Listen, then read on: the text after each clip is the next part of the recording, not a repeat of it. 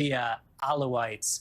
That so far does not appear to be happening on any large scale, but the world is watching to see how this new rebel government will manage this country that it has found itself in charge of. We should say, Charles, that while the largest group is HTS, which has come from northwest Syria, there are other rebel factions coming from the south near the Jordanian border, backed by the United States, among others. So this is not a monolithic rebel army, and how these different factions interact with each other, how they share power will be crucial. How they share power with the American-backed Kurdish forces that are in control of much of northeastern Syria. That's where around 1,000 American troops are stationed.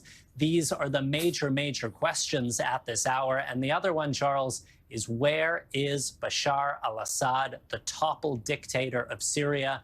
We know from the Russian government that he has resigned his post, that he has fled. We do not know where he is.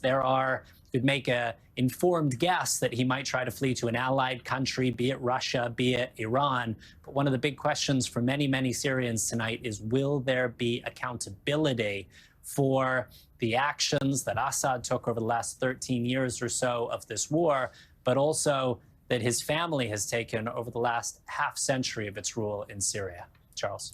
Thank you, Raf. Ayman, I want to talk to you about that very point that Raf just made. But before we do that, I'd love for you to set the stage for us. There's a lot of instability when you're talking about transition and change throughout many of these regions. You're talking about Iran, you're talking about Israel, you're talking about in different parts of the world, Ukraine, Russia, and everything in between, the Gaza Strip and everything else that's happening. Can you sort of, for us in America, break down the geopolitical ramifications of everything we're seeing and sort of how these things are connected? Listen, I mean, the question is, how much time do I have, Charles? Because we can talk about this for hours. You're talking about one of the most geopolitically important countries in the Middle East. And that country, being Syria, has connections to almost every major issue that you can think of that is happening across the region, from the war in Gaza to the broader Israel-Palestinian issue, to Iran and its axis of resistance, as they call it, throughout the region, including Lebanon and Yemen. Also to secularism, if you will. Bashar al-Assad was viewed as a secular dictator, and he has now lost control to a group of rebels that are self-identified as Muslim rebels or Islamic rebels. The question becomes how they govern. And so all of these questions are at play, because what we have seen over the course of the last 14 years in various countries that have gone through transformations, they have gone in one of two paths. They've either had a complete regression to the promise of democracy, as we saw in Egypt and in Tunisia and in a place like Yemen, or we've seen them descend into civil war like what we saw play out in Libya. So these are the questions that are ahead of the Syrian people right now. What kind of path forward are they going to be able to chart? What kind of governance emerges out of the ruins of the Assad dictatorship that governed that country for 53 years?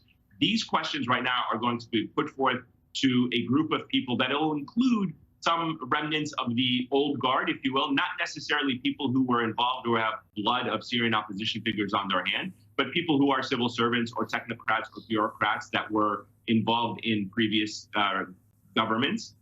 And you're also going to have to deal with the rebels. And to understand where the rebels come from, it's important to kind of take a step back and realize that many of these rebels that are Syrian also emerged from the Syrian army. These are people who defected and broke away from the early years of the Syrian government when they did not want to crack down and kill protesters that were largely peaceful in early 2011, 2012.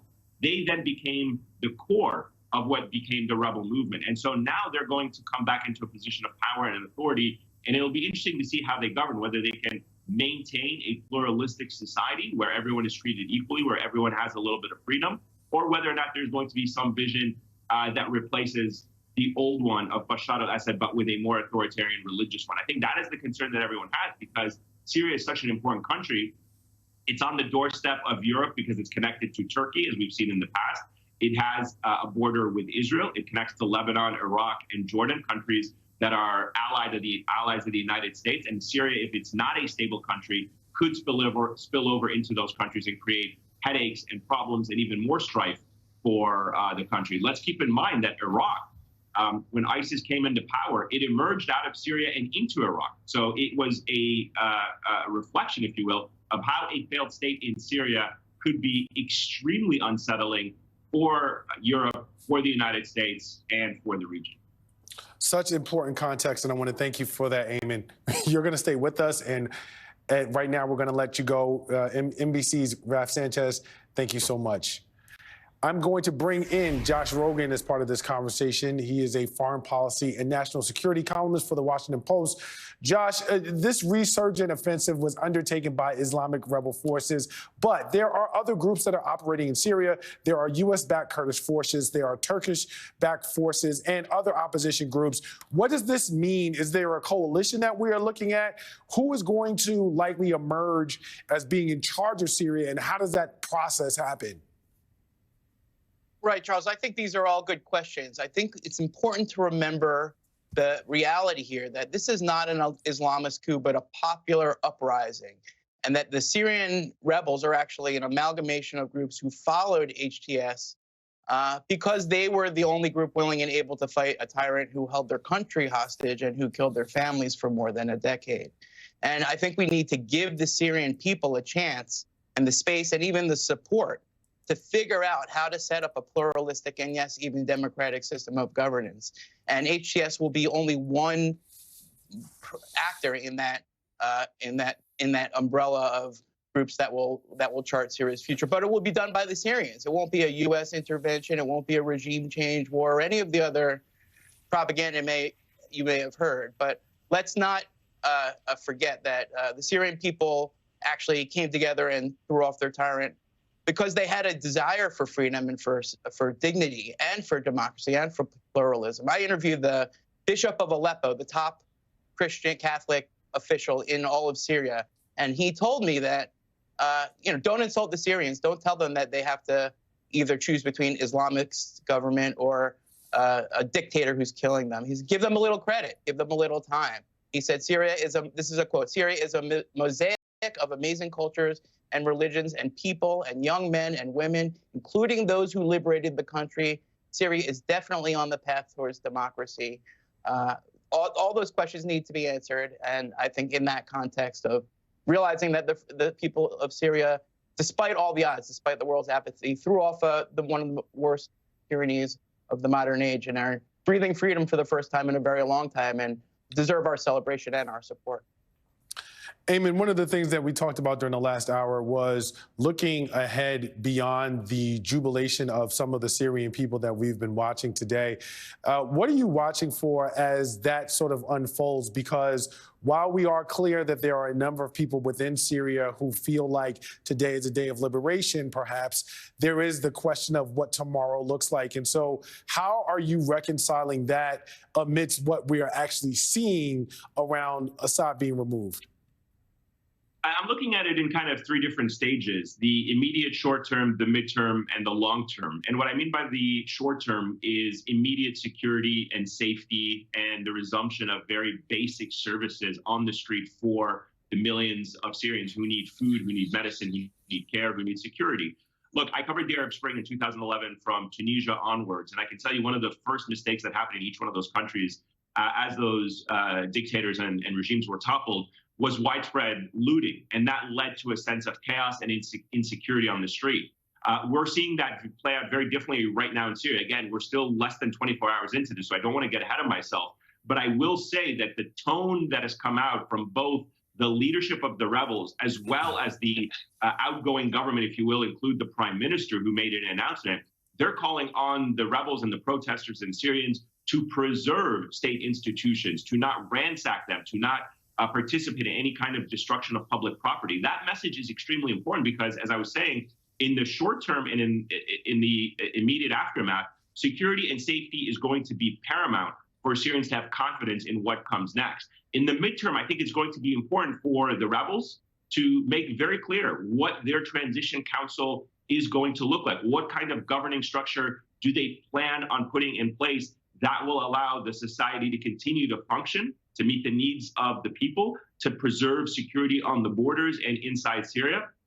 And ultimately, what is the long-term vision for the country? We've already heard from Abu Muhammad Jolani, the leader of the rebel group who gave an interview to CNN earlier this week, that he wants Syria to become a state of institutions. That's not language that you hear very often in the Middle East, certainly from either rebels or dictators. You know, the Middle East is known for being a region ruled by strong men. And those that want to replace them want to replace it with a caliphate ideology or a religious ideology. What we're seeing and what we're hearing from him right now, and again, this is not to sugarcoat anything to do with his past, is that he wants to have a state of institutions. So that is going to be paramount, because it's going to determine whether Syria descends into kind of another round of civil war and competition for power, or whether or not there can be a consensus for democratic elections, pluralism, power sharing from the different factions and the different interests and the different backgrounds in order to preserve a peaceful and united country. So I would kind of look at it in those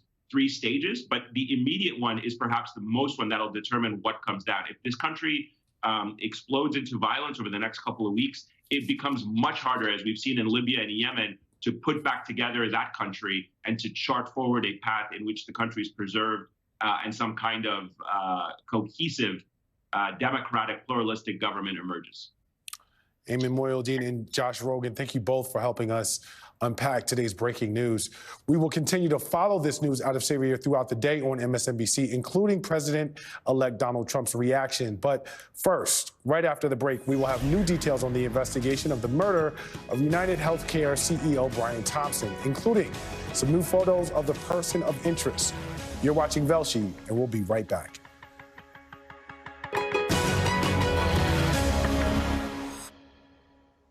I paid for my own college, so I knew I'd have to start accumulating a lot of money, paying student loans, paying rent. There wasn't much left over. Every month I put whatever I could into Wealthfront. It does the work for me. I don't have to worry about picking stocks or making sure that I'm getting the highest interest rates on the market. I have these automated mechanisms that save for me and take care of retirement for me. If I send my money to Wealthfront, I know that it's being taken care of. It's my all-in-one financial advisor app. Psst, I'm interested in trying these new weight loss shots, but I need it to be more affordable because my insurance doesn't cover it. I'm not sure which online provider to trust, and I want to ask a doctor a lot of questions. The secret's out. At Henry Meds, our knowledgeable providers demystify compounded semaglutide, the same active ingredient in brand name weight management meds. If you're eligible for treatment, your medication will be shipped to your door for just $297 a month. You can save thousands by using Henry Meds for weight management medication. This box looks good. The shower will look good. Her hair will look good. Her skin will glow, and now you look good because you gave it to her. The Jolie filtered shower head will remove chlorine and heavy metals from her shower water to ensure her hair and skin is at its best. Jolie is the ultimate holiday gift hack this year.